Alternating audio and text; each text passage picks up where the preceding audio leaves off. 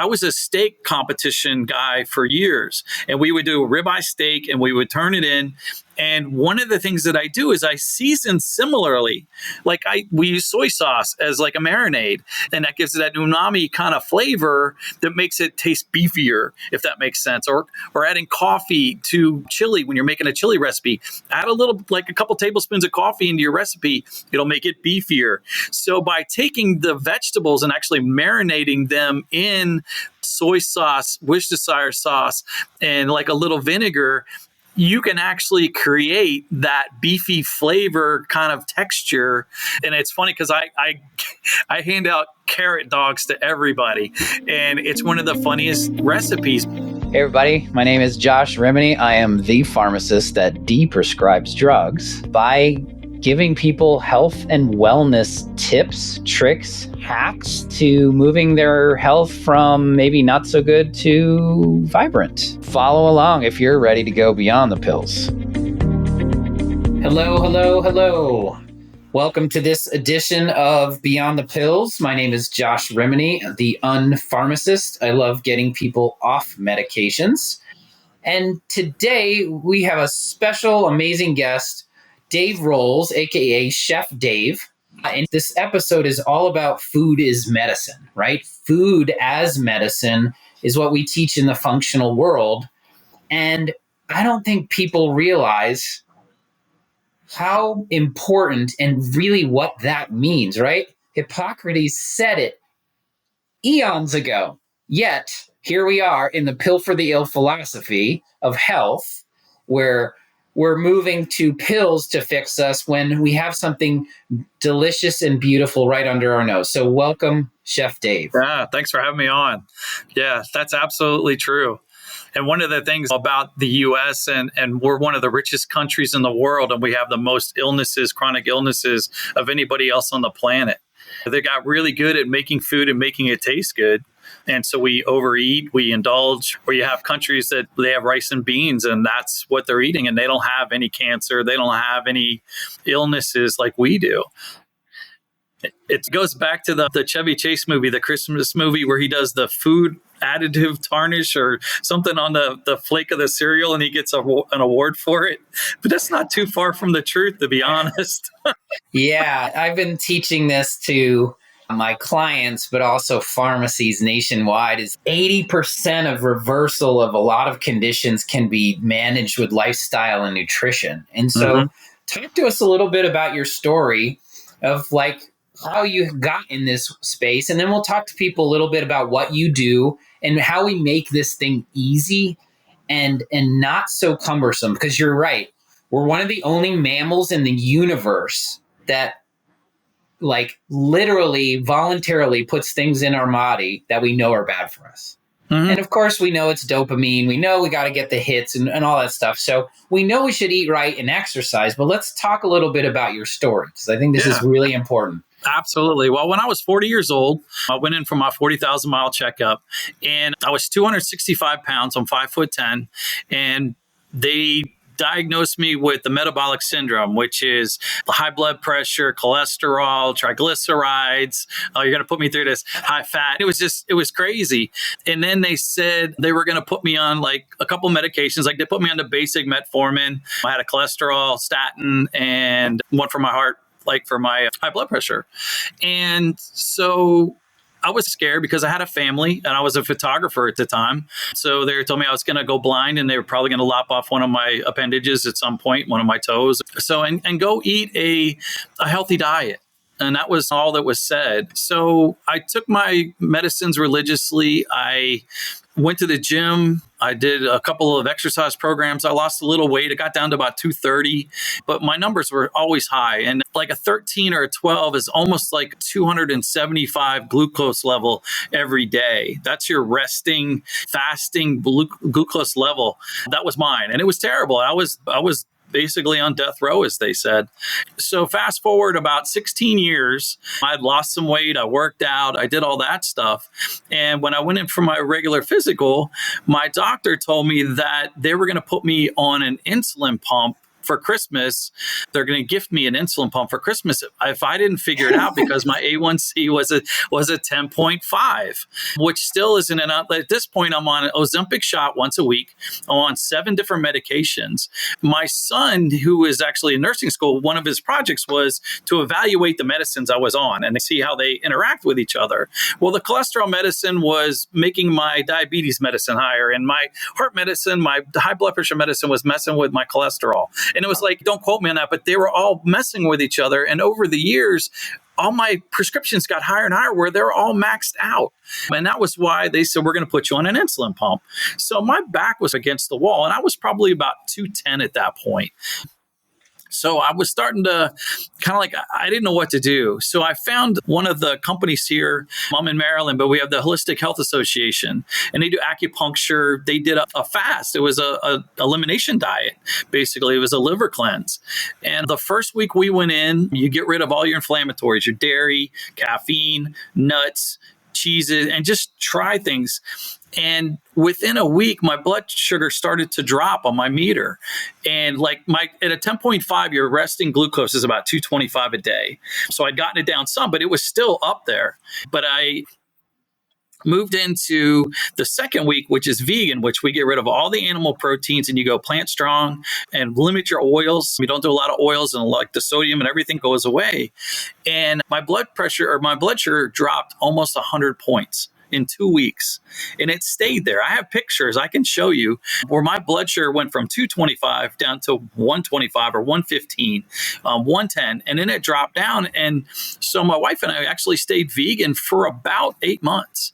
And it was really cool. And it was a great thing to do, but it was like it dropped down. So we stayed that way. And about November, I started working with my cardiologist, actually, because everybody else seemed to just go, okay, here's the new medicine we just got, try it, call us back in 6 months and let us know if it worked. And I was like, okay, like there's nothing. So I had 3 doctors, three of my primary physicians that were just throwing medicine at me. And I really wasn't doing any good. Diabetes medicine, especially, is just a Band-Aid to keep you from exploding. Honestly, it's to keep you from going way up too high or having too much glucose in your blood. So by doing that, it was driving me crazy. So anyway, so I go back and I do this detox, and my wife and I stay vegan. So around Christmas time, when I'm working with my cardiologist, he was able to get me off 90% of my medicines. I still do one for high blood pressure, but that's my own fault because I eat out every once in a while and it's very high in sodium. So what I did is I was able to get off of it. I did another A1C in February, and it was a 7. So a 7 is not that bad, but my doctor was like, you know what? You went from a 10.5 to a 7 in 6 months because you changed your diet. And it was that simple. And I'm not saying everybody has to go vegan, but if you replace a couple of your processed foods or stuff that you're eating, junk food, we can get into the whole sodium thing and all the salt thing in a little bit. But that was basically it. So I've been able to keep off my medications through this, and it's been almost a year and a half now. My A1C is great. My sugar's great. I feel great. My insulin resistance, like, it's so much better now. It's like I can eat a thing of ice cream and I don't immediately feel it in my toes. Like, it was that bad. Yeah. If I had a milkshake, like, we would go out and celebrate some kid, one of my grandkids did something cool, and we would go to Dairy Queen or wherever, and we would celebrate their great thing with an ice cream or whatever. And I would eat that ice cream and I would immediately, my toes would start to tingle.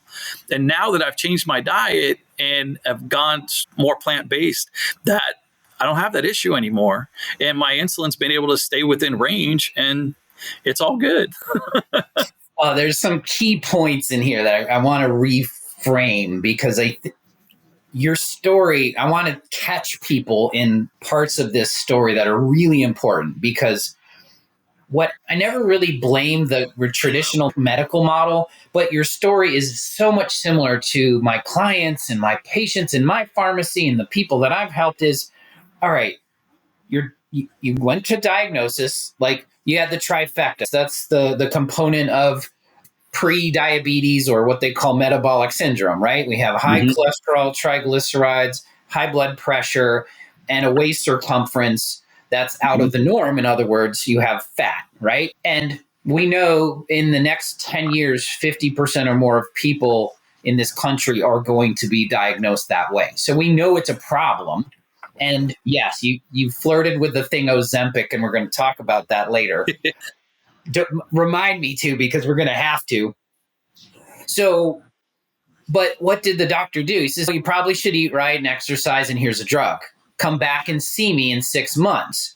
What the normal cycle of the traditional medicine model is, we can't bill for lifestyle and nutrition, right? Even though this shirt says food is medicine, my pharmacy of the future is the doctor should be able to write a prescription for lifestyle, right? And bill for it, because what happened? Yeah. You take the medicine, those two things are in the background, not in the forefront of what you need to do. And all of a sudden, lifestyle doesn't change much. We don't really change our diet because we have this perception that the pill will fix us. And you nailed it on the head. You said it keeps you from exploding. Yes, it keeps those sugars from going outside of the space where you're going to go into a coma or wherever. Yeah.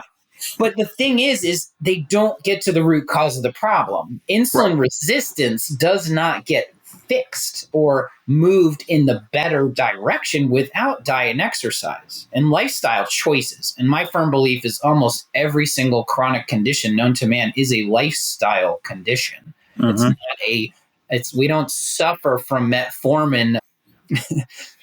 Like, we don't suffer from a deficiency in metformin. That's why we eat it, right? We suffer from insulin resistance. And for everyone that's listening, your A1C is your 90-day marker for your blood sugar daily balance. So when you say I have a blood sugar of 200 plus, yeah, that's bad. But if you hold that for a long period of time, your A1C is going to go up. And yes, 10 is high. We want to get people below 5, 5.5, right? Even 4.5 in some places. And so you also hit the head on what are the consequences of the downstream effects of high blood sugar. And what I really like to say insulin resistance, which causes the high blood sugar, is, the peripheral nerves are going to be damaged. That's why we don't get any blood flow to those areas, because sugar's damaging all that, right? So you lose your eyeballs, you lose your feet, you lose your cardiovascular. It's all inflammation, right? And it's moving into the wrong direction. So I wanted to pause there, because what you did is literally a reset, right? It's a reset in your metabolism. It's a reset in the body shifting. You went from 200 to 125 by shifting what you eat. And what I drink. And what you drink. And what you actually, here's the other part, what you don't eat and what you don't drink. So the premise of functional wellness is putting more good signals in. When we say plant-based, everyone thinks, I have to go vegetarian. Well, you don't, but you have to be judicious on where you're at, because the fats that are contained in the saturated proteins, and yes, vegan gets quicker, like vegan and plant-based. So when we say plant-based, we just say plant-forward, right? What was the term you said? Well, plant strong, plant forward. Strong. I love that. Yeah. Plant strong. Half your plate should be full of veggies, because the phytonutrients, the fiber, we know all the things there. We just don't realize that word on your chest is so important, because it literally is. All those phytonutrients are medicine. They're not just food. People think we eat food for energy. No, we eat food for all the protein that we build, all the hormones, all the things. Think of you are what you eat, right? If you eat plastic, you turn to plastic. So we need to make sure people really understand, no matter, like, the number one thing here, the number one goal, the number one thing we're talking about is you can take all the meds, all the supplements, all the things, you can do all those things, and you'll get minimal results comparable to the one thing you could do, which is whole-based, plant-based, which means lots of fruits and veggies, mostly veggies, and minimal processed foods, minimal crappy meats. I always say eat clean, right? No hormones, no antibiotics, like the things we can do. So talk to us about, you said your numbers went well. What did you feel like in this transition? Oh, well, we can't go there, because people don't realize when biochemistry takes over, lots of things happen. Well, the funny part is I was a huge barbecue guy. Like I competed on the barbecue circuit. I would have brisket for breakfast. So a lot of my friends were like, "So what did you give up? Did you have to give all that up?" I'm like, "Yeah, but I just switched what I'm barbecuing. I'm doing vegetables now." Like I can make you a cauliflower steak, and I know that's an oxymoron, but I can do carrots that taste like hot dogs. There's all kinds of cool things that you can do to replace those things. But what I gave up was cramping into the middle of the night, brain fog, low energy. I couldn't sleep well. I would wake up every couple hours with like stress, and the stress was adding to the diabetes as well, those acids and stuff that your body's creating. So it's creating cortisol. So you're like, and I have a lot of friends that take their blood sugar readings in the morning, and it's always higher than it is in the afternoon. And I was like, "Do you have sleep apnea?" "Well, yeah, I do snore. My wife elbows me in the middle of the night." I'm like, "Well, then that's part of your problem." But to be able to give up, like I gave up sodas, I gave up beer, but I can drink it now, but my tastes have changed. So I really don't, I enjoy a beer now and then, but it's not like it was. Like when I was a line cook, working in a kitchen, you would go home and drink 2, 3, 4 beers a night. And that was normal because of all the stress you were under trying to get the meals out, get all these, you had 300, 400 plated meals a night. And if something goes wrong, it was very stressful. So for me to eliminate the alcohol was huge. So like the first week of the detox, that's what we did. You get rid of all that stuff, the caffeine. I went back to the caffeine part. That's kind of up in the air for me, but it is contributing to my high blood pressure. So there are different ways that you can go with mushroom coffees and stuff like that I really enjoy. So I may have a cup of coffee in the morning, and then I'll switch to mushroom coffee or something like that. But yeah, I gave up cramping in the middle of the night. Yeah, we did a podcast on Peak State coffee. It's a little whole bean mushroom infused coffee. And when you put the functional, I'll send you the link, and I'll put the link in our chats, but it's functional based mushrooms infused in the coffee bean, which actually counteracts some of the physiological effects of caffeine. So people don't actually get those jitters. So let's talk about this a little bit, because I think I can sense people when you say like cauliflower steak and carrots that taste like mushrooms. It sounds like you're putting a square peg in the round hole, but I've been on your website and you've seen your recipes. So talk to us about your transit, because what we need to do is give people avenues for success, because not everyone's going to DIY it. They're not going to go out. Yes, maybe they're influenced to say, I want to be more plant-based, but I don't know what to do. And I want to talk about this because my wife we both grew up in Eastern European, Hungarian grandmas. So there's a lot of meat in there, meat and potatoes. Yeah. Little goulash And pierogies and all these things. And I still have those as comfort foods, but I love to change. Like my challenge, and I want to explore this with you because you did the same, is like, all right, instead of giving something up, we're twisting it in a way that is challenging us to make it healthy. So what was some of the transitions that you did in this? Because I think I can sense people like, I love barbecue. I can't, like, I'm just like Dave was, but I don't know how to get there. So talk to us a little bit about your creativity as a chef moving from here to here. Okay. So when we would have staff luncheons, they would come in, like Tico's Tacos would come in, or they'd have a pizza place come in. And I was always ask the people putting it on, so what are the vegetarians going to eat? And they would look at me, you're going to eat salad. We brought you salad. I'm like, that's insulting. So what I did, and I love vegetables, I love meat, but I went to Forks Over Knives. They have an online cooking school, and I wanted to know how to cook vegetables better. And if you go to their app, the Forks Over Knives, which is a vegan company, they teach you how to cook without oils and lower your sodium. That is a great documentary, but to like salt last. That was one of the things, like, don't put the salt in your recipe. Put your recipe together and then taste it when you're done, because you can add things like celery or vinegar to a dish and it will create a saltiness that doesn't add sodium. So if that makes sense. But there's lots of little nuances that you can add to a recipe to change the flavor. I was a steak competition guy for years, and we would do a ribeye steak and we would turn it in. And one of the things that I do is I season similarly. Like we use soy sauce as like a marinade, and that gives it that umami kind of flavor that makes it taste beefier, if that makes sense. Or adding coffee to chili when you're making a chili recipe.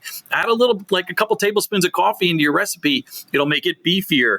So by taking the vegetables and actually marinating them in soy sauce, Worcestershire sauce, and like a little vinegar, you can actually create that beefy flavor kind of texture.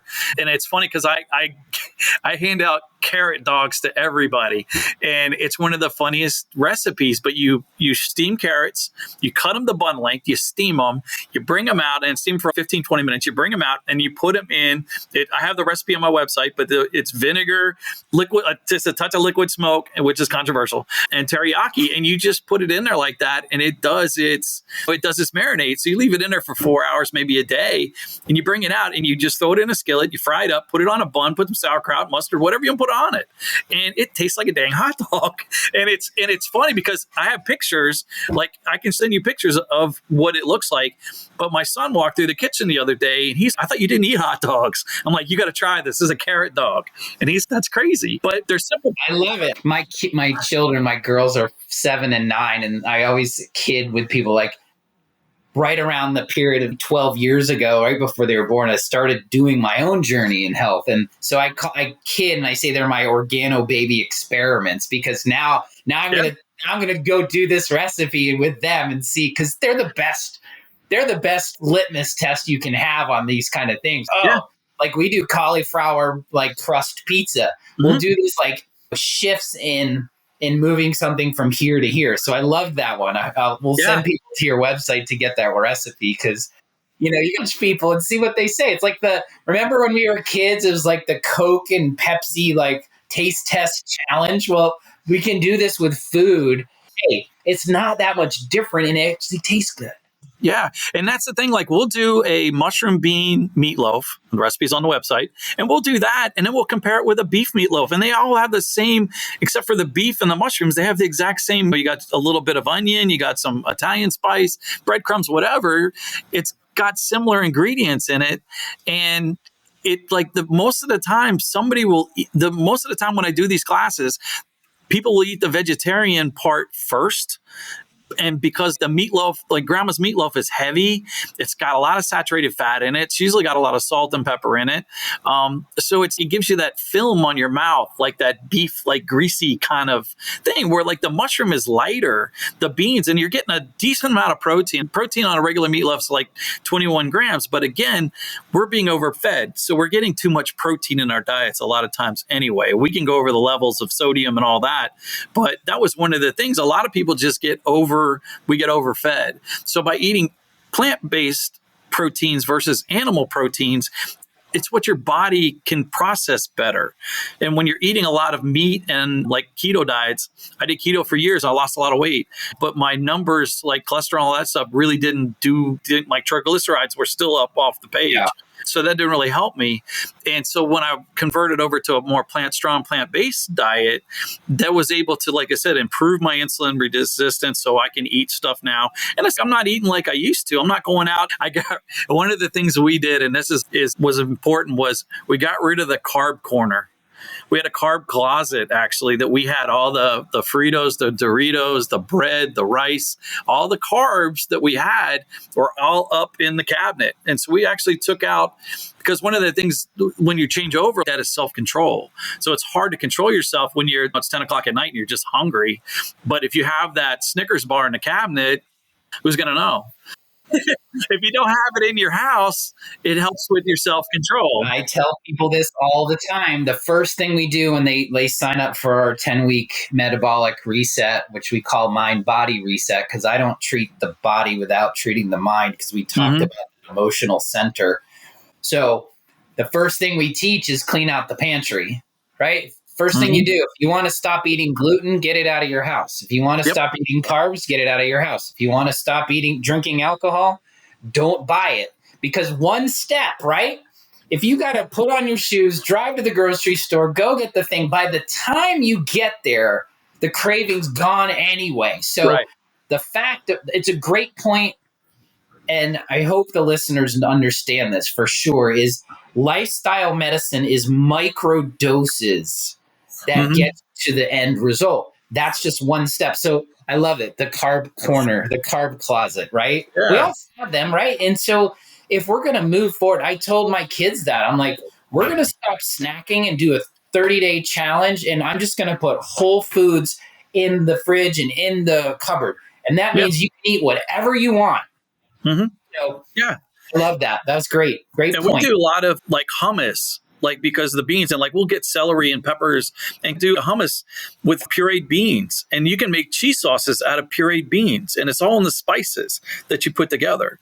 And it tastes like cheese, and it's really interesting. There's a lot of fermentation cheeses that you can make too, which is really interesting. And there's lots of information on the internet. We tried to go vegan about 10 years ago to try to lose some weight and stuff like that. And we did it for about 6 weeks. And I wasn't ready. I think you have to be ready to do it, but the food just wasn't quite there seasonally for me because I wasn't as advanced as a cook or a chef as I am now. I know a lot more than I did 10 years ago. So for me, it just wasn't spiced right. There was a lot of raw vegetables, which I don't like. I like roasted vegetables now, but I'll do roasted vegetables and then I'll put a romesco sauce on it, which is just some roasted nuts with some tomato paste and a little red wine vinegar. And you just put that in your little bullet and you puree it up and then you put that over your roasted vegetables and it's like eating at a restaurant. It doesn't take a lot of salt, but you can microwave or steam a head of cauliflower for 9 minutes. Actually, you can microwave it for about 6 and it'll be cooked. And then put whatever kind of mustard on it. If you have a homemade barbecue sauce. One of the things we talked about too is ketchup, because like sugar is in everything. So every time there's 4 grams of ketchup, every time you squirt ketchup on your plate, that's 4 grams of sugar. Now, you're not doing it just once. You're eating whatever, you're going to put 2, 3. It's like a food group in my house. Ketchup's So like one of the food groups. Important to know. Well, you touched on 2. I love because my brain goes, yep. So spices they're like, it's homeopathy for food, right? It's these micro doses of massive amounts of nutrient dense things. So spices aren't just great for flavor, they're great for the phytonutrient density of what you're doing. So getting really good clean spices, we use Savory Spice Shop here. They have just a bulk order. Like you go in there, you get a bulk thing and then you put it in your jar and it's amazing. So yes, we have to talk spices and how we make them palatable, because I think that's a big part of the we got to remove the barriers for people, right? Hey, I understand the way we should go more plant-based, but I don't eat vegetables or I don't know how to cook. And then the second part we'll talk about too is reading labels, because I think it's super important.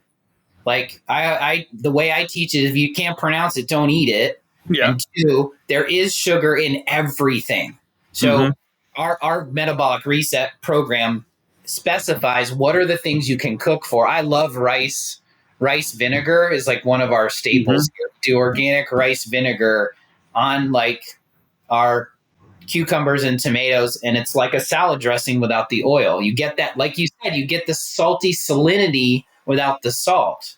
You get the umami, earthy flavors of meat with things like the mushrooms and the soys and the fermented foods and things like that. Tell us a little bit about how you cook, but in the standpoint of not cooking all the way down the road, but we got spices and we've got things that we can do to change palate around now to make these things more enjoyable for us, because we still want to. I always challenge everyone is you can cook healthy and it can taste amazing. Oh, absolutely. Tell us about what you do and how you do it. Yeah, basically you're seasoning it the exact same way.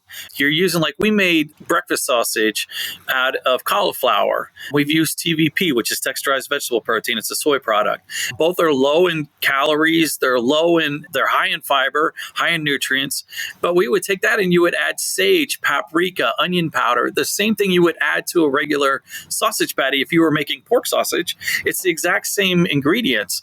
But when you put it in a pan and you fry it up and you put the cauliflower cauliflower, your quinoa, or whatever in there, it tastes almost like it's identical. I'm not trying to fool anybody, but it tastes identical. Rosemary, that's been used for centuries. Sage, been used for centuries for depression, for just if you're feeling lost and you just don't feel like you have a friend, go to the grocery store and buy some rosemary, bring it home, put it in your fingers and rub it around a little bit and smell it. You will feel so much better. It just that I don't know how to explain it, but just that whole thing of that.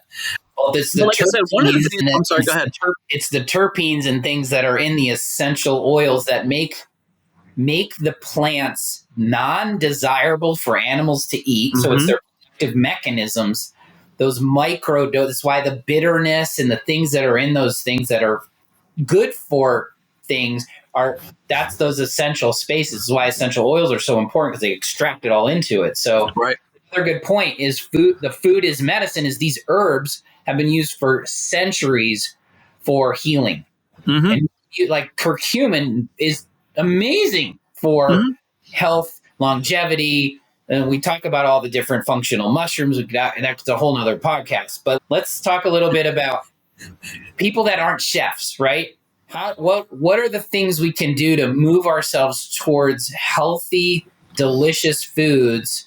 Let's take them in buckets. Like people that don't cook, where would I start? Because I always think you got to learn. You got to learn eventually. You can't just go out to eat forever. You can't do these. And that's bad for you. And there is companies now that are trying to solve that problem, right? But let's talk about the journey from I don't think I cook, I don't eat vegetables, to how do I become plant-based and make them delicious in low periods of time? Because then time's a factor here. Nobody has time anymore. Right. So talk to us about meal prep. Talk to us about what we can do to learn these skills. And that's one of the things. Maybe just take a side dish, go out to Forks Over Knives or one of the websites and just try a recipe. Try to do something. It's not very complicated, most of them, and they're not any different. Like you don't have to be a chef or gone to culinary school, but just start with basic things, but just integrate them into your system every week. Try to do a new recipe and then write down the recipe. And if you like it, do it again. If your kids like it, do it again. And it's just in small steps. Like when in my practice, I like to meet people where they are because, like you said, not everybody's ready to give up soda. Not everybody's ready to jump on the vegetarian train, but just to be able to do small steps. And the funny part is if you do, say, give up dairy for a week and all of a sudden your allergies are gone. You don't have any, your head's not clogged up anymore. What's it telling you? That's what I found out. I had no idea. I love ice cream and I love milk, but I found out that I'm not really lactose intolerant. Like it doesn't mess with me like my stomach, but it messes with my head and my head clogs up every time I drink a glass of milk. So, but just like baby says, try something like give up sodas for a week and see if you don't feel better. Give up diet soda because that's linked to brain fog, memory issues. And I messed with my wife and she was so funny. She came in the room and she went, "Why did I come in here?" And I said, "I don't know."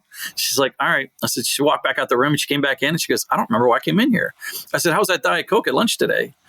I said, just do me a favor. Stop drinking Diet Coke for a week. So she came back in and she goes, here's your phone. You're going to want to record this. You were right. So, but put it on the wall and plaster it. Yes, I get it. I got it on loop in the house, but it's true. There's little things that you can do, and you don't have to, like I said, you don't have to jump on the vegan wagon or anything, which has a bad connotation. I was trying to think. Dr. Esselstyn was saying at one of the conferences I went to, vegan is such a bad word that you want to be able to just use plant strong. And when you go to an event, don't tell anybody it's vegetarian. Just set it down and let them eat it. But basically, like I said, just back to where you're starting out. Just try something and never cook on high heat. Always cook on medium low heat so you don't have to rush around or if something's not going to burn that way. But one of the things too that like I learned in school was to do dry saute, which is where you deglaze the pan, which is where you take all the little bits of chunks of good stuff that sticks to the pan when you're frying onions or potatoes or whatever. And you put a little vegetable broth or put a little wine in that, and that'll release those things from the pan and it adds flavor to your dish. Like when you're doing old school gravy, you're taking and you're browning your meat up in there, and you take the meat out, you add your flour, do your roux with a little flour and oil, and then that picks up all the flavors that are in the bottom of that pan. And that's where you get your beef flavor, your turkey gravy for Thanksgiving or whatever. So what I've actually been able to do is actually, instead of making the roux with flour, is we can use cashews or you can use beans, and you just chop them up real fine and you add them in there, and it will absorb the liquid and create a gravy or Alfredo sauce. Like I can do a non-dairy Alfredo sauce with almond milk, and you do a nutmeg, a bay leaf, an onion, and you just get that flavor going. And then you add your Parmesan cheese, but don't use the stuff out of the can, the green can, because that actually contains cellulose, which is wood pulp. So which I guess is vegetable, I guess it's a tree. I guess that counts. You want to use a real hard Parmesan cheese that's aged, and it's a real Parmesan, not the stuff that comes in the can that looks like drafting we used to use for erasers in drafting class. So being able to switch that around too, there's more nutrients in that kind of cheese versus the stuff that comes out of the can. And like you said, if you can't pronounce it, which there's a bunch of ingredients, and I was always told too, if there's more than 5 or 6 ingredients, don't eat it. Like it's way too many. And sugar has 50, I think it's over 50 names that you can put on a label that is sugar, that it disguises it a little bit. So you don't really know. But like reading the labels, like you said, is very important. Take a look at it, see how much salt is in it, even converting from table salt, which you need the iodine for, but maybe going to a kosher salt or sea salt, because it's a bigger chunk. So it actually has less sodium, if that makes less sodium absorption, I guess you just say. But it still has the flavor. And that's, I think, like different salts and stuff have different flavors. But yeah, I think you're right. Like the baby steps, the micro steps build, right? You don't have to go all in. Go to the spice shop, find a couple things. They usually have a couple recipes. Don't buy the crap, right? That's what we're talking about. It takes 30 seconds to buy we use a little bit of hard cheese in our family. We don't do dairy. We don't do milk, like a lot of that, because you touched on it. People don't realize it's not just lactose intolerance. We're a mammal that drinks another mammal's liquid. right. And it's close, but not right. So it's when I do food sensitivity testing on people, dairy's popping all the time because it's inflammatory. And glutens can be bad for most people, even if they're not celiac. So we got to talk about, you talked about it like a little bit of an elimination. If you got rid of dairy, gluten, sugar, and gluten is flour, like all the carby flour, like the whites. So sugars, whites, and and seed oils. And if you get rid of the top inflammatory things, and then I always say, give it 4 to 6 weeks, because that's about how long it takes biochemistry to take over, and literally just see how you feel, which is also a component of mindful eating. We have to be mindful of when I'm eating and how I eat, how I feel afterwards. It's not just the sugar spike, it's all those other things, right? Yeah. You talked about it. I have the Dairy Queen and my nose gets stuffy, or I drink a beer and it's got gluten-containing grains in it, which you can actually brew out. One of my friends and he owns a brewery in Charlotte. He's a master Cicerone, so he's like the highest level brewer. Awesome. We brewed a gluten-reduced pale ale. We say reduced because it comes from a gluten-containing grain, but you can eat out all the gluten to make it right down to the standard of celiac.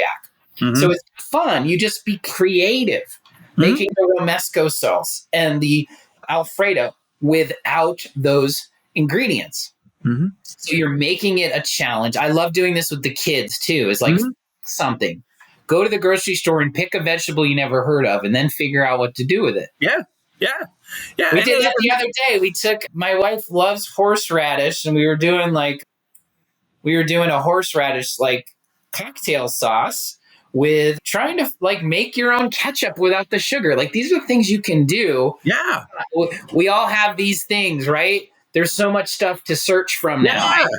I'm using AI for recipes. So yeah, I think it's great from that perspective. What do you do? Do you teach folks how to do this? Oh, absolutely. Yeah. One of my services is I'll actually go grocery shopping with you, but we can do it virtually too over Zoom. I can do cooking classes. We do all kinds of stuff with people, just consultations. I have a form on my website that you can fill out. What do I eat? What do I like to eat? And I'm not I'm not judging anybody. It's a no judging zone. I was at the top of the list. Like I'm here to help. But just what are you eating and taking and tracking your food? Like you said, every BLT, every bite, lick, and taste. And now D, which a friend of mine suggested, which is your drink. So like drinking like diet sodas versus regular sodas, it's like the microbiome in your gut gets killed by those artificial sweeteners. So you're not digesting properly, and your gut is really what's running everything. So if you screw that up and you don't realize how much sugar is in there. So I was a Boy Scout leader for years. And this one time I had a bunch of older Scoutmasters who were with me, and they hated that the kids had their phones out all the time. They got their phones out. I'm like, well, let's take advantage of it. So I had each one of my Scouts bring in whatever they drink. Mountain Dew, some kind of Red Bull, whatever. I said, bring it in, guys. Let's have some fun. Bring it in. So they brought them in. I was like, all right, I want you guys to pick 3 ingredients on the back of that can that you cannot understand what it is, and look it up and see what it is. And I think it's Mountain Dew has benzene in it, which is used to make antifreeze green. Now, I have to research that a little bit, but and it was funny because these kids are all, this was years ago, so these kids are all adults now, and they're like, I still don't drink that anymore. I don't drink this. Thank you for that. And it was just a quick lesson, but be aware. And one of the things too is as you're eating, enjoy your food. That first 3 or 4 bites, don't inhale it. Nobody's going to take it from you. Just enjoy it. Set the table. Take the time to light a candle. Like I have these people all the time. We need a date night. It's like, do you live alone? And they're like, yeah, we don't have any kids. I'm like, set the table. Put some wine glasses out. And if you don't drink wine, just put sparkling water in it or whatever. But put a tablecloth down. Get the silverware where it's supposed to be. Get a candle. Put some nice music on. I'm one of those jokey kids. Like when I'm cooking Italian, I got some kind of opera playing. If I'm cooking Mexican, I got the Mexican radio. It's I can't remember what it is on Sirius, but it's like Mexicali Cantina radio station on Sirius. But get in the mood, enjoy it. Life is short, and it's the little things like that when you're sitting down at dinner time, take care of yourself. And that's one of the things. And it's like you said, it's just a mindset. You're healing your body. Take these damn things and turn them off. Move them away. Don't have them at the dinner table, because when you're getting pulled back into work like that, you're not relaxing if you've got your phone on. You just can't. Well, you opened up a wormhole that I love, my friend, because we didn't touch about how connective we do when we sit around a table and eat as a community or eat as a family. Like we have a rule in our family. We will always eat dinner at the table. We will always eat dinner as a family. It not only brings tradition and breaks the social bonds of what we're doing, but when we talk about blue zones and where people live to more than 100 more often than not, one of them is always connectivity with community. We have to stress that. So, and then like I love the date night philosophy, right? You don't have to go out to have that space. You're cooking with the music, you're bringing your family in, you're talking, you have this energy. Think of the difference between that and just shoveling your food. We actually should be chewing 30 times before we swallow, because the digestion starts in the mouth. It doesn't start in the gut. We didn't even go through the gut thing, but the tenet of functional medicine is when in doubt, treat the gut. Yeah, you're right. So diet sodas make you fatter, guys. Okay, there's something called an obesogen that's contained within the diet sodas, and you touched on it, but I'll look at it in the science way here. When you drink diet soda, it changes your microbiome, and the microbiome is in charge of 70 to more % of your immune system and your neurotransmitter balance, among other things of digestion and assimilation and nutrient absorption. But those chemical changes cause the environment to release things that cause a dysfunction in the body to make you more fat. It's kind of a paradoxical thing. So I want people to understand, I love what you did with the Boy Scout stuff. I was a Boy Scout too. What you need to do is, I did a post on environmental well-being today on Facebook, and we're talking about glyphosate and Roundup and how bad it is. Just because it's in food and it's allowed and it's got a tolerance, then the government or somebody says it can be made, does not mean it's okay. Right. So we want to make sure if you don't know, empower yourself to educate yourself. Yes, use these things with authority, not for Right. social media. I call it the You should whole use your nothing. powers for good, as we say. You can look it Yeah. up and go, oh, right, yeah. Yeah. There's a reason that Mountain Dew isn't green in Europe. They do not allow those chemicals to happen. It's like a No. different color. We don't have the dyes and all the crap in the foods outside. I have customers all the time, clients. I went to Europe, I ate the bread, and I didn't feel bad. It's because it's different. And then I came back and got sick. And then I came back and I was like, whoa. I was So talking to a guy yesterday. we have to be more careful. When we talk about the crap in our foods and the process, we talk about process means chemicals. Process, there's a reason the McDonald's French fry never expires. Right. Caught in the seat of your car for 10 years and it never has a lick of mold on it. Nope. So what we put in our body is what we get out of our body. And the important piece here, I don't know where I was going with that, but process means chemical. We're exposed to as many chemicals in 1 month, whether we put it on our skin, we breathe it in, we do our lawn care, and most of the stuff we breathe and eat. We're exposed to as many chemicals in 1 month that our grandparents were exposed to in one lifetime. Right. Yeah. We cannot, when we don't detox any different, our genes are pretty much the same 2 generations ago.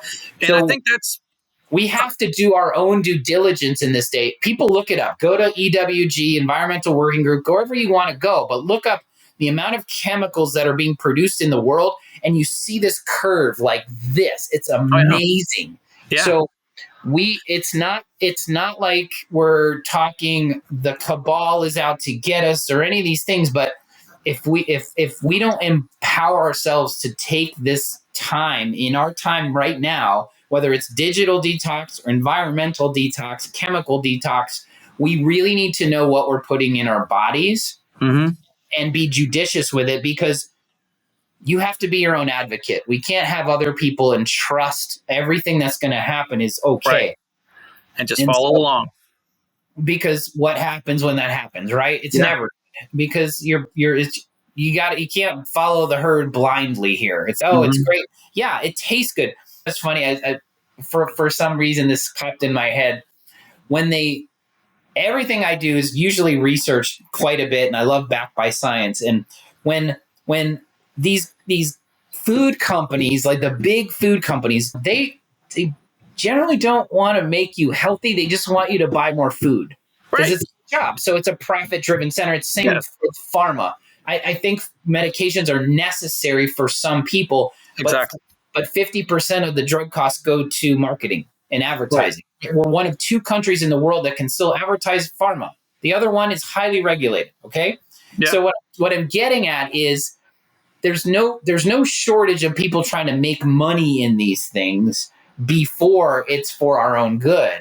So we have to be our own advocates. And the other beautiful piece is we have so much information ahead of us right now. I don't know where it's going. Oh, the thing was, when there are PhDs in these companies that their sole position in life in these companies is to see where can we get, it's called the bliss zone. Okay. The bliss zone of Dr. Pepper. So what formula do we need to make Dr. Pepper so we want people to get to the space where they have and want to drink more and more and more? They get to it.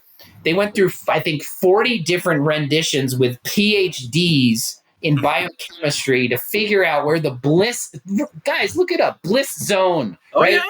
And so the cards are stacked a little against us from the health and well-being perspective, which is why we need advocates like you teaching people how to do this stuff where they can do it.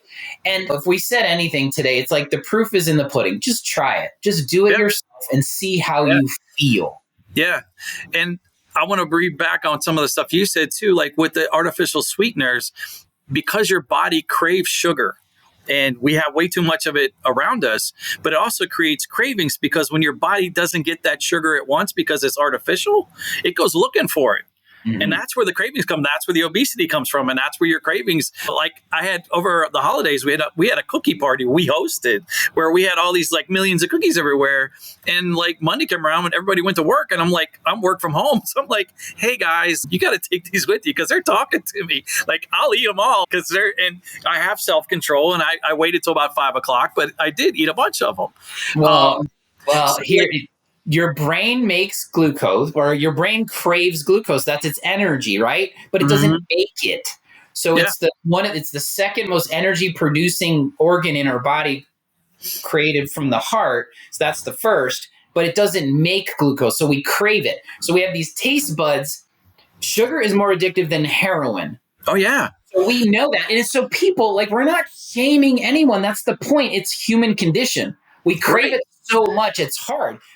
But what you said earlier, remember, like when I stopped taking it, there's this place. It's just like quitting any bad habit, right? Your body's your body's gonna crave it because it's had it, so it wants it. It's gonna the body is the mind at this point, and it's gonna tell you, hey, that cookie's not so bad over here. It's only one, Josh. Yeah. Tomorrow's okay, not today. I'll go to the gym. You don't have that. So it's not your fault. But what we need to do is be stronger in will into that belief that in the long run, if I do these micro habits, it's not so bad. But let's not shame ourselves when we feel so strongly attached to it, because everybody has that. It's not our fault. Right?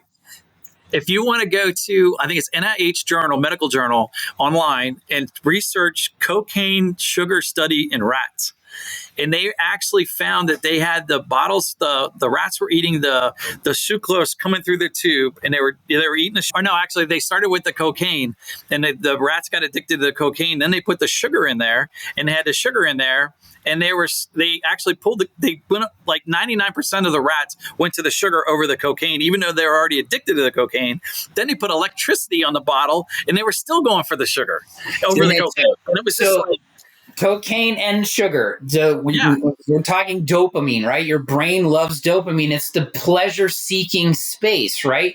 So we talk that because they both hit that center, but look how more potent the simple thing called sugar is, and how much, we're hunter-gatherers. This is why plant-based is important here, is like the hunter-gatherer, they didn't have sugar in their veins in a quick space, but the industry figured out high fructose corn syrup feels good and everybody wants it. So I can just see like the pusher man, right? It's just like the cartoon of the sugar.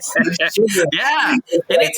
And it's cheaper, so that's why we use it, but it's also 1,000 times sweeter than regular table sugar.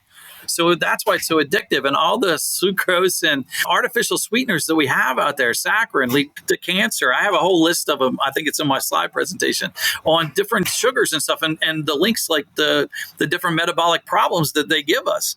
And like I said, it's in everything. So you really got to look. And then if you go and look at that 50 calendar things, but also too, like your best sugars are real maple syrup, not Aunt Jemima or one of the ones that have the high fructose corn syrup.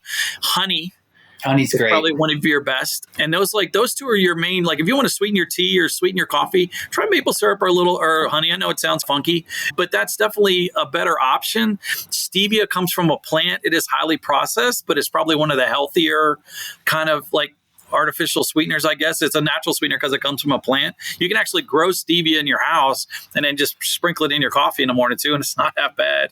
But your dogs, you're talking about your dogs and the Roundup.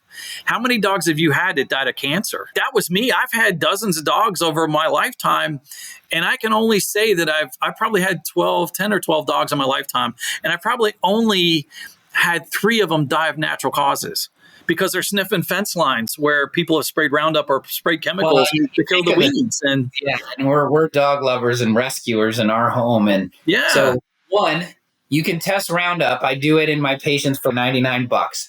It's in everybody, even if you're organic, because that's where non-GMO comes from. I don't think people realize that. Yeah. Genetically modified ingredients. And I love the Environmental Working Group. It's great. They've linked cancer to Monsanto and Roundup and glyphosate, all the same. So glyphosate's in everything.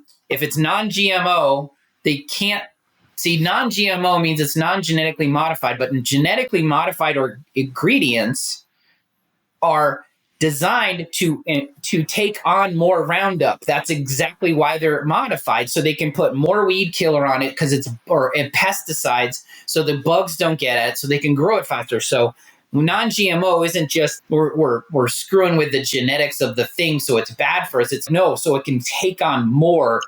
Yeah. Like General Mills cereals, they're laced with organic or with the wrong like glyphosate. So that's the point. The dog his face is in the ground the entire time you're walking him and in the yard.